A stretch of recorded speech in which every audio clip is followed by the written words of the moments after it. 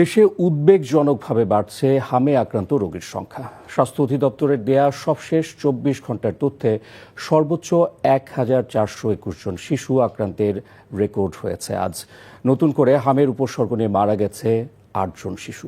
এ নিয়ে গত ১.৫ মাসে মোট মৃত্যু ২১৭ জনের। শিশুদের মধ্যে সবচেয়ে বেশি ছড়িয়ে পড়া এই সংক্রামক রোগে ক্রমেই বাড়ছে মৃত্যুর সংখ্যা। পরিস্থিতি মোকাবেলায় সারা দেশে চলছে হাম রুবেলা টিকাদান কার্যক্রম। জুবায়ের প্রধানের রিপোর্ট।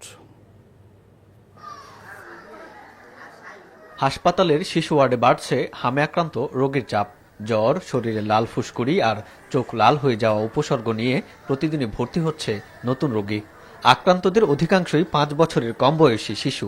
অবস্থা তো অনেক খারাপ, এই জন্য খুব ভয় লাগতো, আর ভয় লাগছেও। তারপরে এই জন্য আমরা তোরে তাড়াতাড়ি করে এই ঢাকা নিয়ে আসছি, কারণ ওই জায়গায় রাখিনি আমরা। প্রথমে আমার পাতলা পায়খানা ছিল, জ্বর ছিল, সেগুলির সাথে হামের লক্ষণ দেখে ওনারাই বলছে যে এটা হাম। তারপর সেই অনুযায়ী ট্রিটমেন্ট দিয়েছে। প্রথম ওর নিউমোনিয়া হয়েছে, নোয়াখালী সদরে ভর্তি ছিল।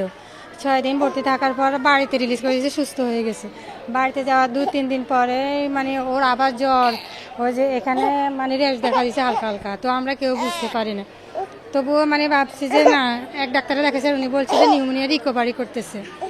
তো পরে আমরা ঢাকা নিয়ে আসছি, অবস্থা দেখি বেশি খারাপ, চোখ ফুলি অনেক খারাপ অবস্থা হয়ে গেছে।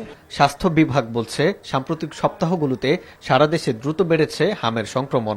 এরই মধ্যে আক্রান্ত হাজার হাজার শিশু আর মৃত্যুর সংখ্যাও বাড়ছে উদ্বেগজনক হারে। পরিস্থিতি নিয়ন্ত্রণে দেশ জুড়ে জোরদার করা হয়েছে টিকাদান কার্যক্রম।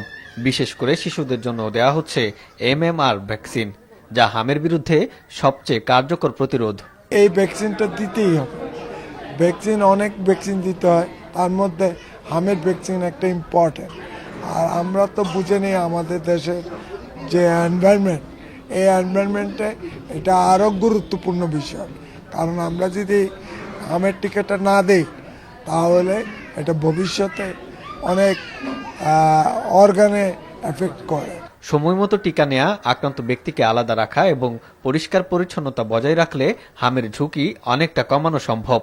তাই হাম প্রতিরোধে অভিভাবকদের সচেতনতা বৃদ্ধির পরামর্শ চিকিৎসক